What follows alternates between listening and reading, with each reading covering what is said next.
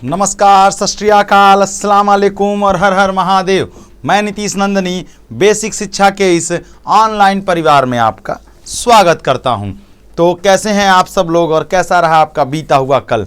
वो कल जो बीता वो कैसा बीता? तो चलिए, CHS आर्ट्स का पेपर जो है मिल गया है और CHS आर्ट्स के पेपर को हम सॉल्व करते हैं, देखते हैं कि CHS आर्ट्स के पेपर में कितने क्वेश्चंस जो हैं आपके सही आ रहे हैं। तो चलिए मिलाइएगा जैसे जैसे क्वेश्चन सॉल्व होते जाएंगे।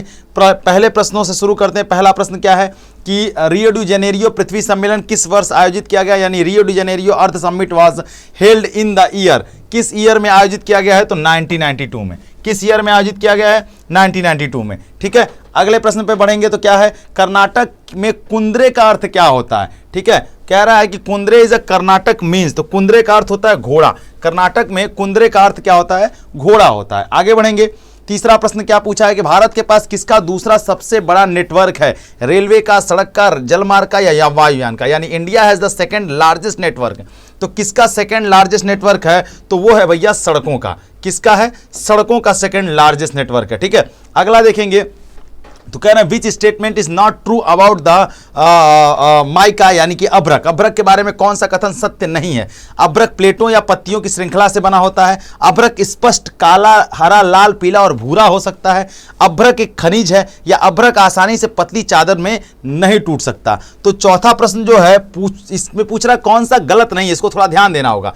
गलत सत्य नहीं है मतलब गलत है वो, तो अभ्रक के बारे में ये चौथा स्टेटमेंट जो है ना वो गलत है। ठीक है, बाकी तीन स्टेटमेंट जो है वो सही हैं। ठीक, चलिए आगे बढ़ेंगे अगले प्रश्न पर। अगला प्रश्न क्या है, महासागरों में पाए जाने वाले उन संसाधनों को अंतर्राष्ट्रीय संस्थाओं द्वारा नियंत्रित किया जाता है जो किसी भी देश के समुद्र तट से कितनी मील दूर हैं? तो यहां पर समुद्र तट से समुद्र में जो दूरी मापी जाती है उसकी बात कर रहे हैं। एक बात जान लीजिए, ये प्रश्न आपकी जो सीट है उसमें आगे पीछे भी हो सकते हैं, तो प्रश्नों को देख करके मिलाइएगा। इन नंबर सब क्वेश्चंस के हिसाब से मत मिलाइएगा। ठीक है, ये क्वेश्चंस आपके 10वां हो सकता है, 20वां हो सकता है, 25वां हो सकता है। ठीक है, तो चलिए पांचवा क्वेश्चन जो है, पांचवें क्वेश्चन का सही जवाब क्या होगा? पांचवें क्वेश्चन का जो सही जवाब होगा, क्या ऑप्शन है? 200 समुद्री मील, 12 समुद्री मील, 100 समुद्री मील या 12 किलोमीटर। ठीक है, तो पांचवा क्वेश्चन जो है उसका सही जवाब क्या होगा? पांचवें क्वेश्चन का सही जवाब होगा 12 समुद्री मील। ठीक है, चलिए आगे देखेंगे। छठा क्वेश्चन क्या पूछ रहा है कि which was the following is the plantation crop in India, मतलब निम्नलिखित में से किसे भारत में रोपड़ फसल के रूप में जाना जाता है? तो छठा क्वेश्चन देखिए थोड़ा सा डाउटफुल है। रोपड़ फसल का मतलब होता है जिसे रोपा जाता है, बोया नहीं जाता, रोपा जाता है। तो अब इसमें थोड़ा सा डाउट है छठे क्वेश्चन में। देखिए छठे क्वेश्चन में कपास, गन्ना, जूट और रबड़, 4 ऑप्शंस हैं। इसमें गन्ना भी हो सकता है, रबड़ भी हो सकता है। हम जो है गन्ना के साथ जाना चाहेंगे, हम गन्ना के साथ जाना चाहेंगे रोपण फसल में, लेकिन अगर वो रबड़ के साथ भी जा सकते तो इस क्वेश्चन में थोड़ा डाउट है। ठीक है, चलिए आगे बढ़ेंगे। आगे बढ़ेंगे तो क्या कह रहे हैं? कह रहे हैं छठा क्वेश्चन कि विश्व की सबसे लंबी राजमार्ग सुरंग, अटल सुरंग, कितने किलोमीटर लंबी है? सातवां क्वेश्चन पूछ रहे हैं जो अटल किलोमीटर है वो कितने किलोमीटर अटल सुरंग बनाई गई है? तो सातवें का सही जवाब क्या होगा? 9.02 किलोमीटर। ठीक है, चलिए आठवें प्रश्न की तरफ बढ़ेंगे। कह रहे हैं निम्नलिखित में से कौन सी फसल जो है रबी की नहीं है? रबी की फसल वो होती है जो ठंडी में बोई जाती है, जो गर्मी में बोई जाती है वो खरीफ की फसल होती है। ठीक है, तो रबी की फसल कौन सी नहीं? तो गेहूं ठंडी में बोते हैं, मटर ठंडी में बोते हैं, सरसों, लेकिन चावल जो है वो रोपा जाता है। और कब रोपा जाता है? गर्मी के महीने में।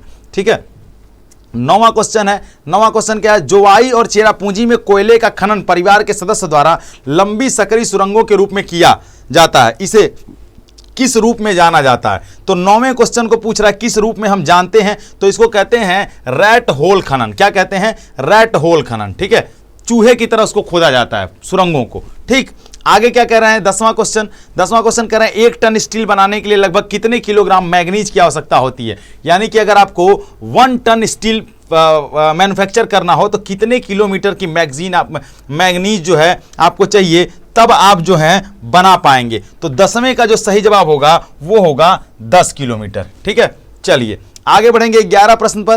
कह रहे हैं कि निम्नलिखित में से कौन सा संगठन मानव विकास रिपोर्ट को तैयार करता है, यानी ह्यूमन डेवलपमेंट इंडेक्स को कौन सा जो संगठन है वो तैयार करता है? ठीक है, तो 11 नंबर का सही जवाब क्या होगा? इंटरनेशनल मॉनेटरी फंड नहीं होगा, यूएनडीपी, वर्ल्ड बैंक और यूनाइटेड नेशन। इसका सही जवाब होगा यूएनडीपी, यानी यूनाइटेड नेशन डेवलपमेंट प्रोग्राम। ठीक है, यही जो है तैयार करता है ह्यूमन इंडेक्स। ठीक है, ह्यूमन डेवलपमेंट इंडेक्स। ठीक, चलिए 12 नंबर पे पढ़ेंगे। 12 नंबर क्या कह रहा है, निम्नलिखित में से कौन सा विकसित देश है, यानी कि डेवलप्ड कंट्री के बारे में बात कर रहा है कि कौन सा डेवलप्ड कंट्री है। ठीक है, तो ब्राजील है, भारत है, बांग्लादेश है और फ्रांस है। ठीक है, तो इसमें डेवलप्ड कंट्री पूछ रहा है, तो यानी कि कौन है, फ्रांस है। ठीक है, चलिए 13 नंबर पर पहुंचेंगे तो कह रहा है सामान्यतः किसी देश का विकास निम्न में से किस आधार पर निर्धारित किया जाता है।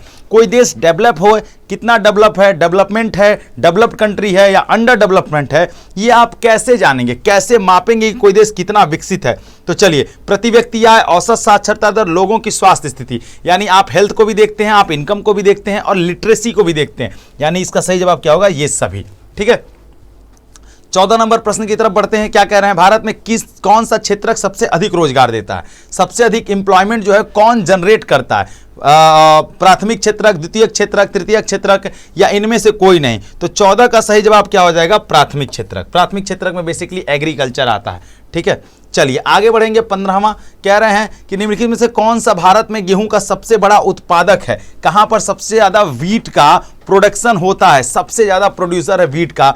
तो 15 नंबर क्वेश्चन का सही जवाब क्या हो जाएगा, उत्तर प्रदेश। वैसे तो यहां पंजाब भी हो सकता है, लेकिन पूछ रहा है गेहूं का सबसे बड़ा उत्पादक राज्य कौन सा है, प्रेजेंट टाइम में पूछ रहा है ना, तो प्रेजेंट टाइम में उत्तर प्रदेश में गेहूं सबसे ज्यादा होता है। ठीक है, आई बात समझ में।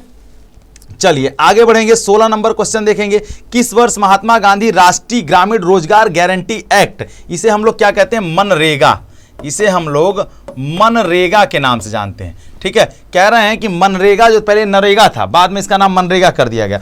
तो 16 नंबर पूछ रहा है कि मनरेगा जो था वो कब शुरू किया गया। ठीक है, तो ये कब शुरू किया गया है, 2005 में। ठीक है, आई बात समझ में। चलिए, पहले नरेगा के नाम से जानते थे, अब इसे मनरेगा के नाम से जानते हैं हम लोग। ठीक, 17 नंबर क्वेश्चन देखेंगे, विश्व व्यापार संगठन की स्थापना कब हुई, यानी WTO की स्थापना के बारे में पूछ रहा है कि WTO को कब स्टेबल किया गया, 1 जनवरी 93, 1 जनवरी 95, 1 जनवरी 90 और 1 जनवरी 85। तो 17 नंबर का सही जवाब क्या होगा, 1 जनवरी 1995। पहले ये गैट के नाम से जाना जाता था, अब इसका नाम क्या हो गया है, WTO यानी वर्ल्ड ट्रेड ऑर्गेनाइजेशन, जिनेवा में इसका मुख्यालय है।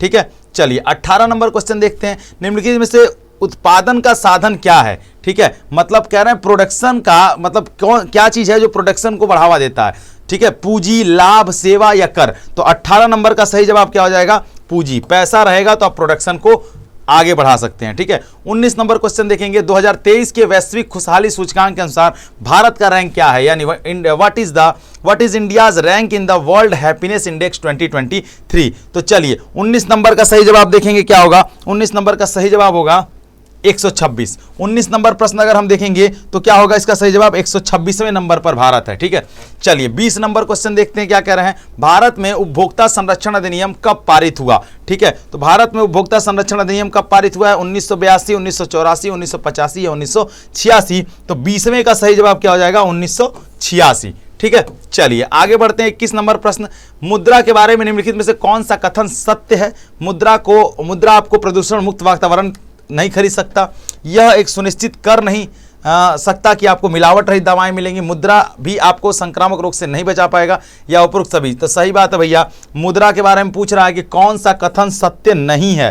तो 21 नंबर क्वेश्चन जो है इसका सही जवाब होगा चौथा, यानी कि उपरोक्त सभी। ठीक है, चलिए 22 नंबर देखेंगे, एक मार्क किन वस्तुओं का प्रमाणीकरण है, मतलब आप देखेंगे सामान खरीदते हैं तो उस पर एक मार्क लगा होता है। ठीक है, एक मार्क, तो पूछ रहा है एक मार्क जो है वो किन चीजों पर लगा होता है, उपभोग वस्तु, इलेक्ट्रॉनिक वस्तु, सेवा वस्तु या खाद्यान्न वस्तु। ठीक है, तो जब आप कोई सामान खरीदेंगे तो देखेंगे उसके पीछे एक मार्क लगा होता है, ध्यान दीजिएगा अभी तक नहीं दिए तो खाद्यान्न वस्तुओं के पीछे। ठीक है, जो खाने वाली वस्तुएं होती हैं। 23 नंबर, किस भारतीय बैंक को पहले इंपीरियल बैंक ऑफ इंडिया के नाम से जाना जाता था, कौन सा भारतीय बैंक ऐसा है जिसे पहले इंपीरियल बैंक ऑफ इंडिया कहा जाता था। तो इसका सही जवाब होगा भारतीय स्टेट बैंक, तीसरा इसका सही जवाब होगा। 23 नंबर का तीसरा सही जवाब।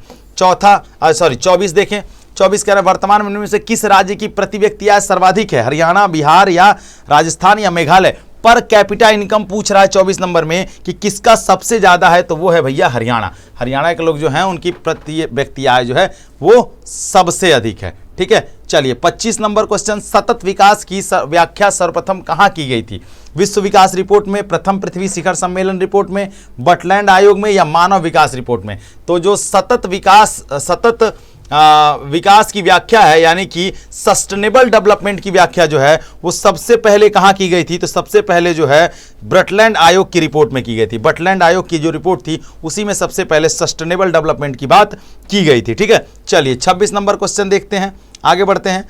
इनमें से कौन सा देश सार्क समूह का सदस्य नहीं है? बांग्लादेश, म्यांमार, अफगानिस्तान या मालदीव। पूछ रहा है कौन सा ऐसा देश है जो सार्क का मेंबर नहीं है, तो इसका सही जवाब होगा म्यांमार। म्यांमार जो है वो सार्क का मेंबर नहीं है। ठीक है, 27 नंबर क्वेश्चन देखेंगे। भारतीय संविधान के किस अनुच्छेद में अस्पृश्यता का उन्मूलन किया गया है, यानी अनटचेबिलिटी की बात की गई है? ये हमारा फंडामेंटल राइट है और आर्टिकल 17 अनुच्छेद 17 जो है फंडामेंटल राइट की बात करता है। किसकी बात करता है? फंडामेंटल राइट की बात करता है। निम्नलिखित में से कौन सा शब्द 42वें संविधान संशोधन द्वारा भारतीय संविधान की प्रस्तावना में जोड़ा गया? ठीक है, जो हमारा प्रेम्बल था उसमें कौन सा ऐसा शब्द है जो बाद में जोड़ा गया? ठीक है, कौन सा शब्द? तो संप्रभुता, गणतंत्र, पंथ निरपेक्ष और एकता, तो इसका सही जवाब होगा पंथ निरपेक्ष शब्द जोड़ा गया। ठीक है, 1976 में 42 कॉन्स्टिट्यूशन अमेंडमेंट किया गया था। ठीक है, चलिए 29वां देखते हैं। 29वां देखते हैं क्या कह रहे हैं? कह रहे हैं निम्नलिखित में से किस संविधान संशोधन द्वारा वस्तु और सेवा कर, यानी कि जिसे हम कहते हैं GST, ठीक है, गुड्स एंड सर्विस टैक्स जो है वो उसको शामिल किया गया। ठीक है, तो चलिए इसका सही जवाब होगा 101वां संविधान संशोधन द्वारा जो है वस्तु और सेवा कर को शामिल किया गया। ठीक है, चलिए आगे बढ़ेंगे हम 30 नंबर क्वेश्चन पे। शिक्षा का अधिकार RTE जो होता है, right to education, RTE, right to education किस वर्ष प्रारंभ हुआ? जो शिक्षा का अधिकार अधिनियम जो है वो कब आया? तो ये आया भैया 2009 में। ठीक है, चलिए 31 नंबर देखेंगे। 31 नंबर प्रश्न देखेंगे तो कह रहा है निम्नलिखित में से किस संविधान संशोधन द्वारा वोट डालने का अधिकार 21 वर्ष से घटाकर 18 वर्ष कर दिया गया था? मतलब पहले 21 वर्ष होता था, अभी घटा करके कितना कर दिया गया है? 18 वर्ष। तो 61वां संविधान संशोधन किया गया था और उसके द्वारा जो है भारतीय संविधान में जो है 18 वर्ष कर दिया गया था, 21 वर्ष से घटाकर उम्र। 32 नंबर क्वेश्चन देखेंगे तो क्या कह रहे हैं? राष्ट्रीय पंचायत दिवस कब मनाया जाता है? तो 32 नंबर क्वेश्चन का सही जवाब देखेंगे क्या है? 10 अप्रैल, 11 अप्रैल, 24 अप्रैल और 25 अप्रैल। तो 32 नंबर का सही जवाब क्या होगा? 24 अप्रैल को मनाया जाता है। ठीक, चलिए आगे बढ़ेंगे। 33 नंबर, निम्नलिखित में से कौन चिपको आंदोलन से संबंधित नहीं है? गौरा देवी, चंडी प्रसाद भट्ट, सुंदरलाल बहुगुणा या मेघा पाटेकर? ठीक है, तो 33 नंबर का सही जवाब क्या होगा? मेघा पाटेकर। मेघा पाटेकर जो है नर्मदा बचाओ आंदोलन, नर्मदा बचाओ इस आंदोलन से संबंधित है। ठीक है, आई बात समझ में? किससे? नर्मदा बचाओ से। ठीक, चलिए आगे देखेंगे 34 नंबर क्वेश्चन। क्या कह रहे हैं? निम्नलिखित में से किसे भारतीय पुनर्जागरण का पिता कहा जाता है? ठीक है, तो कहा जाता है राजा राम मोहन राय को। राजा राम मोहन राय को जो है भारतीय पुनर्जागरण का पिता, सती प्रथा का इन्होंने अंत किया था। ठीक है, चलिए आगे बढ़ेंगे। 35 नंबर, तो भारतीय संविधान की उद्देशिका समिति के अध्यक्ष कौन थे?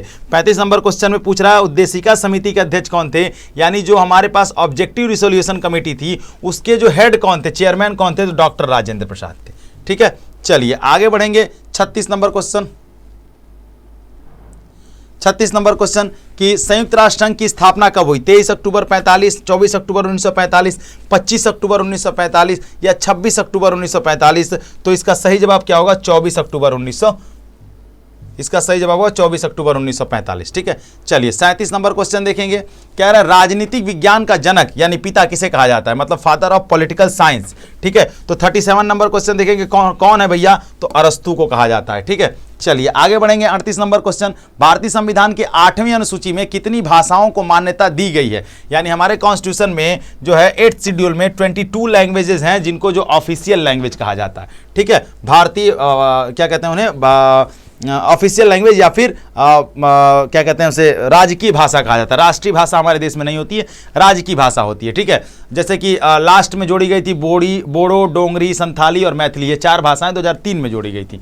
तो कुल मिलाकर 22 भाषाएं हैं हमारे संविधान में। ठीक है, चलिए अब देखते हैं श्रीलंका एक स्वतंत्र देश के रूप में कब अस्तित्व में आया? ठीक है, 39 नंबर क्वेश्चन देखेंगे तो ये आता है भैया 1948 में। ठीक, चलिए 40 नंबर क्वेश्चन देखते हैं क्या है? संघ संसद के संयुक्त सत्र का अध्यक्ष कौन होता है? अगर संसद का जॉइंट सेशन बुलाया गया है तो उसका चेयरमैन कौन होगा? तो उसका चेयरमैन हमेशा जो है संघ संसद के संयुक्त सत्र का चेयरमैन कौन होता है? अब इसमें ऑप्शन देखिए क्या कह रहा है, joint session of union parliamentary, ठीक है, प्रधानमंत्री, गृह मंत्री, विदेश मंत्री, राष्ट्रपति। अब संघ संसद के संयुक्त सत्र का अध्यक्ष जो है यहाँ राष्ट्रपति होना चाहिए। अगर लेकिन मेरे हिसाब से इस क्वेश्चन में कुछ डाउट है, संयुक्त सत्र जो बुलाया जाता है उसका अध्यक्ष हमेशा लोकसभा अध्यक्ष होता है, लेकिन यहाँ पर राष्ट्रपति एक ऑप्शन हो सकता है, बाकी लोग तो नहीं हो सकते। तो अगर इसका ऑप्शन लोकसभा नहीं है तो हम राष्ट्रपति के साथ जा रहे हैं, लेकिन हमारे हिसाब से इसका लोकसभा अध्यक्ष होना चाहिए, ज्वाइंट सेशन जो यूनियन पार्लियामेंट्री बुलाई जाती है, ठीक है।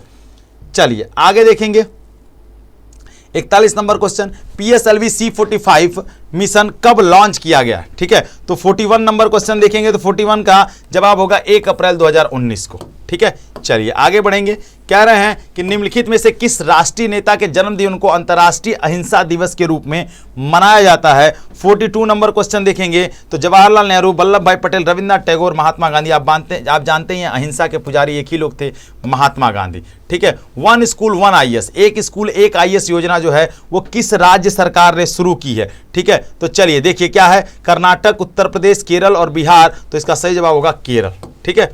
चलिए 44 नंबर क्वेश्चन देखते हैं, कर्क रेखा भारत के कितने राज्यों से होकर गुजरती है? तो 6, 7, 8 और 9, 8 राज्यों से होकर के कर्क रेखा गुजरती है, ठीक है। चलिए 45 नंबर क्वेश्चन देखिए, भारतीय संविधान का कौन सा अनुच्छेद सभी के लिए शिक्षा की बात कौन सा आर्टिकल करता है? तो आर्टिकल 45 अनुच्छेद 45 करता है, ठीक है। चलिए 46 नंबर क्वेश्चन देखते हैं, निम्नलिखित में से कौन सा कथन सही नहीं है? 2 परिमेय संख्याओं का योग परिमेय संख्या होती है, 2 अपरिमेय संख्याओं का योग अपरिमेय संख्या होती है, 2 पूर्णांकों का योग एक पूर्णांक होता है, या 2 प्राकृतिक संख्याओं का योग एक प्राकृतिक संख्या होती है? तो चलिए 46 नंबर क्वेश्चन को देखते हैं, इसका सही जवाब होगा 3, 2 पूर्णांकों का योग एक पूर्णांक संख्या होती है, ठीक है। चलिए आगे बढ़ेंगे 47 नंबर क्वेश्चन पे, एक पासे को एक बार फेंका जाता है, सम संख्या आने की प्रायिकता क्या है? अगर एक पासे को एक बार फेंका जाए तो सम संख्या आने की प्रायिकता क्या है? तो उसकी होती है 1/2, ठीक है। ये पासा का क्वेश्चन है, ठीक। आगे बढ़ेंगे, ये एक फिगर दिया हुआ है, ठीक है, और इस फिगर से एक क्वेश्चन पूछ रहा है, ठीक है। यहां पर देखिए, छायांकित अर्धवृत्ताकार भागों का कुल क्षेत्रफल, मतलब ये जो क्षेत्रफल है अर्धवृत्ताकार छायांकित क्षेत्र जितने भी हैं उनका क्षेत्रफल पूछ रहा है। ये तीनों जो अर्धवृत्ताकार क्षेत्र हैं छायांकित, इन्हीं का क्षेत्रफल पूछ रहा है कितना होगा, ठीक है। तो चलिए हम सीधे आंसर आपको बताते हैं, हम सीधे इसका आंसर बताते हैं कि अर्धवृत्ताकार जो क्षेत्र है उसका आंसर कितना होगा। तो उसका आंसर होगा ये 231/4 सेंटीमीटर स्क्वायर, ठीक है।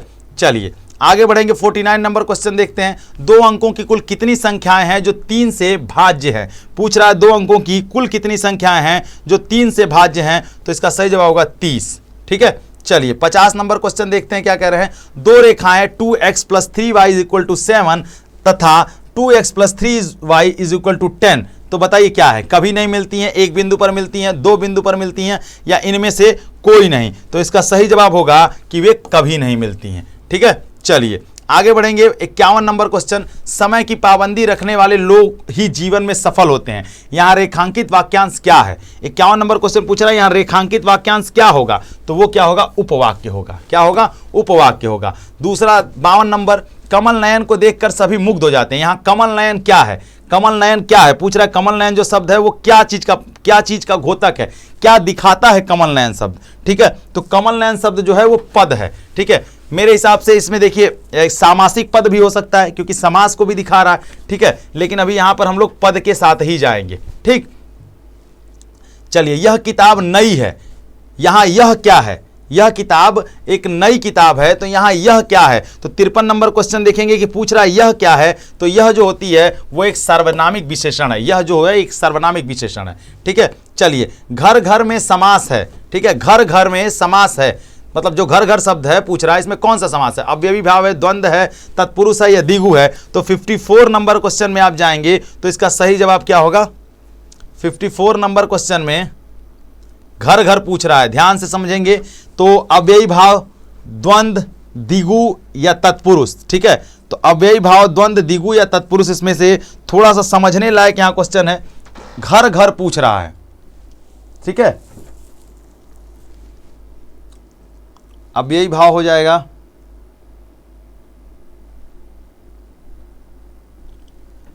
इसका आंसर होना चाहिए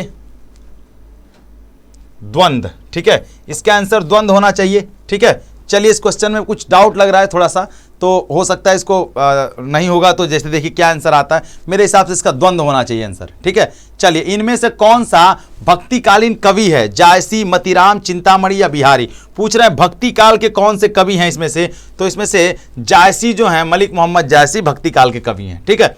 वर्तनी की दृष्टि से शुद्ध शब्द क्या है, वात्स्यायन, वात्स्यायन, वात्स्यायन या वात्स्यायन। तो इसका सही जवाब होगा, एकदम सिंपल है, वात्स्यायन दिख रहा है यहाँ पर। प्रेमचंद है क्या है, कवि हैं, आलोचक है, कथाकार है या इतिहासकार है। प्रेमचंद सिंपल सी बात है मेरे भाई, प्रेमचंद क्या है, कथाकार है ना, कहानियां लिखते हैं, गबन, गोदान, कफन, ठीक है, ईदगाह, पंच परमेश्वर, ये सब उनकी रचनाएं हैं, ठीक है। चलिए 58 नंबर क्वेश्चन देखें, विषाद का संधि विच्छेद क्या होगा। 58 नंबर में पूछ रहा है कि विषाद का संधि विच्छेद क्या होगा, विधनसाद। विधनसाद जो होगा विषाद का संधि विच्छेद हो जाएगा, ठीक है। अगला पूछ रहे हैं रविंद्र में संधि क्या होगी, रवि धन इंद्र होता है, रविंद्र का संधि विच्छेद होगा रवि धन इंद्र।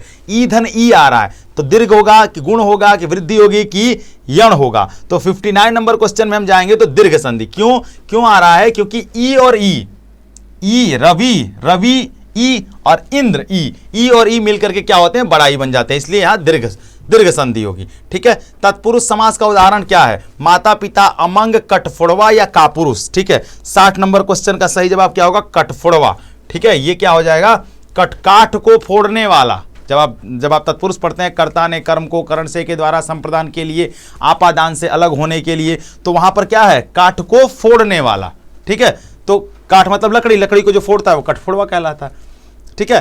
कह रहे हैं अब अगला देखिए, इस प्रतियोगिता में 3 ही परितोषक हैं, इस वाक्य में ही कौन सा निपात है, मतलब क्या दिखाता है, ही जो शब्द है वो क्या दिखाता है। तो 62 नंबर का सही जवाब क्या होगा, अवधारणा बोधक, ठीक है। चलिए निम्नलिखित में से मिश्र वाक्य का उदाहरण बताइए, ठीक है। सभी छात्र परिश्रमी नहीं होते, जो छात्र परिश्रम करते हैं उन्हें सफलता नहीं मिलती, ठीक है। और जो पढ़ने में परिश्रम करने वाले छात्रों को ही सफलता मिलती है, और परिश्रम करने में कष्ट तो होता है पर सफलता भी मिलती है, ठीक है। तो 63 नंबर क्वेश्चन का सही जवाब क्या होगा, दूसरा, जो छात्र परिश्रम नहीं करते उन्हें सफलता नहीं मिलती है। ये क्या है, मिश्र वाक्य का उदाहरण है, क्योंकि ये एक पर एक आधारित है।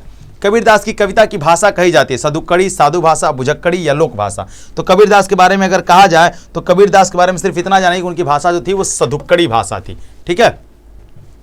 चलिए आगे देखेंगे, किस शब्द में इक प्रत्यय लगाने पर ऐहिक हो जाता है, ठीक है। इहा, इहा, एह, एहा, ठीक है। 4 शब्द हैं। 1 नंबर का सिंपल सा क्वेश्चन आया, पूछा है ये कि कौन से शब्द में, ठीक है, एहा में इक लगा देंगे तो ऐहिक हो जाएगा, ठीक है। चलिए अब थोड़ा इंग्लिश की तरफ बढ़ते हैं भैया। 66 number, you look familiar, have not we meet, ठीक है, फिल इन द ब्लैंक्स है और पूछ रहा है बिफोर। तो 66 नंबर क्वेश्चन का सही जवाब क्या हो जाएगा, समवेयर, ठीक है। चलिए आगे देखेंगे, select the sentence with the adjective in right order. ये जो 4 ऑप्शंस दिए गए हैं, इनके राइट ऑर्डर्स में एडजेक्टिव को सेलेक्ट करना है और सेलेक्ट करके बताना है कि कौन सा इसका सही जवाब होगा। तो 67 number, old wooden servicing spoon, wooden old servicing spoon, ठीक है, सर्विसिंग वुडन ओल्ड स्पून या स्पून वुडन ओल्ड सर्विसिंग। तो इसका सही जवाब होगा ए, ओल्ड वुडन सर्विसिंग स्पून, ठीक है। 68 number, you had a long day, go dash rest for a while. तो 68 नंबर का सही जवाब क्या हो जाएगा, 68 नंबर का सही जवाब होगा एंड, ठीक है। You had a long day, go and rest for a while, ठीक है। अगला देखिए 69, where dash your brother alive, ठीक है। पूछ रहा है कि इस बीच वाले शब्द में क्या भरा जाएगा, ठीक है। तो डू, डज, डिड या डिड नॉट, तो आंसर होगा डिड, ठीक है। चलिए 70 नंबर क्वेश्चन देखते हैं क्या कह रहे हैं, select the correct meaning when pigs, ठीक है, dangerous an impossible event, when pig grow wings an easy task, ठीक है। तो 70 नंबर क्वेश्चन का सही जवाब क्या हो जाएगा, एन इम्पॉसिबल इवेंट, ठीक है। चलिए 71 देखते हैं क्या कह रहे हैं कि the correct meaning of it is raining cats and dogs, ठीक है।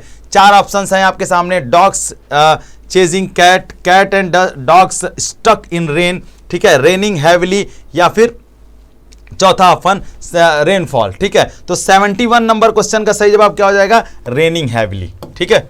चलिए अब देखते हैं 72 नंबर क्वेश्चन, कह रहा है change the statement into passive voice. अब ये जो स्टेटमेंट दिया है, they grow lot of tea in Darjeeling. तो इस शब्द को जो है पैसिव वॉइस में चेंज करना है। अब जब इस शब्द को पैसिव वॉइस में आप चेंज करेंगे तो इसका सही जवाब क्या हो जाएगा, a lot of tea has growing in Darjeeling by them. अब देखिए क्या है, a lot of trees growing by Darjeeling in Darjeeling by them. चौथा इसका सही जवाब होगा। ठीक है, 73 क्वेश्चन पे पहुंचे तो क्या है, 73 क्वेश्चन क्या कह रहा है कि change the sentence into the active voice. अब इसको एक्टिव वॉइस में चेंज करना है। The car was sent in the work to the workshop. तो अब car was sent to the workshop, तो 73 नंबर को क्या करना है, एक्टिव वॉइस में चेंज करना है। इसका क्या हो जाएगा, इसका होगा they sent the car to the workshop. They sent the car to the workshop. They send लिखा है, सेंट, तो ये सेंट हो जाएगा। तो इसका सही जवाब क्या होगा, दूसरा। 74 पे पहुंचे, select the correct spelling. Spelling correct करके बताना है कि क्या होगा इसका करेक्ट स्पेलिंग। 74 में देखें तो क्या कह रहे हैं, BARICADES, BARYCADES, BARRICADES, ये होगा। ठीक है, तीसरा, I am getting, option fill in the blanks भरना है। I am getting dash than him. तो 75 नंबर क्वेश्चन का क्या सही जवाब होगा, I am getting more stronger than him. ठीक है, चलिए 76 नंबर देखते हैं। It is the eraser now to communicate dash anyone. तो 76 नंबर क्वेश्चन का सही जवाब क्या हो जाएगा, 76 का सही जवाब हो जाएगा फॉर, टू, फ्रॉम, विथ, तो विथ हो जाएगा। ठीक है, 77, द कम्युनिटी कंसिस्ट्स, ठीक है, डैश 10 मेंबर। ठीक है, तो 77 का सही जवाब क्या हो जाएगा, ऑफ। ठीक, the committee consist of 10 member. ठीक है, चलिए 78 नंबर क्वेश्चन पे पढ़ते हैं। क्या है, change the following into reported indirect speech. अब इस सेंटेंस को इनडायरेक्ट स्पीच में चेंज करना है। 78 नंबर क्वेश्चन क्या कह रहा है कि Mitali, I am not interested in the movie. अब मिताली कहती है I am not interested in the movie, तो 78 नंबर क्वेश्चन को जब आप चेंज करेंगे तो इसका सही जवाब क्या हो जाएगा, Mitali said she was not interested in the movie. ठीक है, 79 number question, my brother likes to swim, swan, swim या स्विमर। तो 79 नंबर क्वेश्चन में देखेंगे तो क्या होगा, my brother like to swim. ठीक है, 80 नंबर क्वेश्चन में पहुंचते हैं। Select the correct spelling. Spelling correct select करना है। ठीक है, तो अब 80 नंबर क्वेश्चन को अगर आप देखेंगे तो स्पेलिंग कैसे सेलेक्ट करेंगे, ARACHONOPHOBIA, यही हमको सही लग रहा है, इसलिए इसका सही जवाब क्या हो जाएगा, पहला। ठीक है, 81 नंबर देखेंगे तो यहां मैच द फॉलोइंग बताना है, कौन किससे मैच करता है। ठीक है, मैच द फॉलोइंग बताना है। अगर आप यहां पे आ जाएं तो यहां पे भी देख सकते हैं, हिंदी में भी। ठीक है, पूछ रहे हैं तांबा। अच्छा देखिए, इसका सही जवाब क्या होगा, तांबा किससे जुड़ा है मेरे भाई, तांबा का खेतड़ी से जुड़ा है कि नहीं जुड़ा है, तांबा खेतड़ी से जुड़ा है। एक को पकड़िए, एक का दूसरा पकड़िए, दो है तो दो की कहानी तो खत्म वैसे ही हो गई, बचा लास्ट का दो। अब इन्हीं दोनों में हमें देखना है कि क्या होगा इसका सही जवाब। ठीक है, तो 81 का सही जवाब अगर हम देखें तो 81 का सही जवाब क्या हो जाएगा। ठीक है, सेल का क्या हो जाएगा, सेल जो है वो कच्छ में पाई जाती है, ये भी ठीक है। अब देखिए, लाजुली जो है वो कहां पाया जाता है, अफगानिस्तान में। चलिए, तो इसका सही जवाब होगा चौथा। ठीक है, चलिए 82 में पहुंचते हैं। कालाक्रम अनुसार व्यवस्थित करिए। ठीक है, कौन सबसे पहला है, कौन सबसे बाद में है। सबसे पहले आता है भैया चंद्रगुप्त मौर्य, फिर समुद्रगुप्त, फिर द्वितीय, फिर हर्षवर्धन। यानी कि चौथा होगा, फिर तीसरा होगा, फिर दूसरा होगा, फिर पहला होगा। यानी कि 82 नंबर क्वेश्चन को अगर हम देखें तो इसका सही जवाब क्या होगा, चौथा, तीसरा, दूसरा, पहला, यानी कि 3। ठीक है, चलिए 83 नंबर क्वेश्चन देखें। चौथी बौद्ध परिषद कश्मीर के सम्राट कनिष्क के संरक्षण में किसकी अध्यक्षता में आयोजित की गई थी। कईयों बार इस क्वेश्चन को बताए हैं, इसका सही जवाब होगा वसुमित्र। ठीक है, चलिए आगे देखते हैं। क्या है, राणा कुंभा ने किसके विरुद्ध अपनी विजय की स्मृति में चित्तौड़ में विजय स्तंभ का निर्माण कराया था। तो किसके खिलाफ जीता था, तो मालवा के खिलाफ। ठीक है, 84 नंबर क्वेश्चन पे अगर आप जाएंगे तो उसका आंसर होगा मालवा। ठीक है, अगला देखिए, तराई का दूसरा युद्ध मोहम्मद गोरी और पृथ्वीराज चौहान के बीच 1192 में लड़ा गया था। ठीक है, और इसी में पृथ्वीराज चौहान गोरी से हार जाता है। ठीक है, 86 नंबर क्वेश्चन पे आएंगे तो यहां पर भी क्या दिया है, मैच द फॉलोइंग। यहां पर क्या दिया है, मैच द फॉलोइंग दिया है। ठीक है, यहां पर कह रहा है कि हुमायूं नामा गुलबदन बेगम की है भैया, सिंपल सी बात है। तो इसी में से खोजिए, देखिए इसी में से खोजा जाए। इसका सही जवाब क्या होगा? हुमायूं नामा गुलबदन बेगम, यानी बी का तीसरा। तो बी का तीसरा एकमात्र इसी में मिल रहा है, इससे इसका सही जवाब दूसरा हो जाएगा। ठीक है, चलिए आगे बढ़ेंगे। अगले क्वेश्चन पे 87 नंबर, मद्रास को फ्रांसीसियों द्वारा अंग्रेजों को बहाल किया गया था। ठीक है, 87 नंबर क्वेश्चन पे अगर हम पढ़ेंगे तो क्या देख रहे हैं, कब बहाल किया गया था? तो उसका सही जवाब होगा एक्स ला चैपल की संधि 1749। कहीं कहीं इसे ना 1748 भी आपको देखा हुआ लिखा हुआ मिलेगा। ठीक है, लेकिन आप 1749 साथ जाइए। ठीक है, क्या कह रहे हैं? कह रहे हैं कि यहाँ पे 2 सूची दी गई है और मिलाना है। ठीक है, विधवा पुनर्विवाह अधिनियम, सती निषेध, सहमति अधिनियम आयोग, गुलामी का उन्मूलन कानून। ठीक है, तो अगर हम 88 नंबर क्वेश्चन अगर देखें, 88 नंबर क्वेश्चन को अगर हम देखें तो क्या कह रहे हैं? सती प्रथा का अंत किसने किया था? सिंपल से विलियम बेंटिक के शासनकाल में। बी का पहला, तो बी का पहला ढूंढिए, या तो तीसरा होगा या तो चौथा होगा, या तो 3 होगा या तो 4 होगा। ठीक है, हाँ, हिंदू विधवा पुनर्विवाह देखिए, हिंदू विधवा पुनर्विवाह देखते हैं। अगर हम पहला देखते हैं ए का, या तो चौथा होगा या तो दूसरा होगा।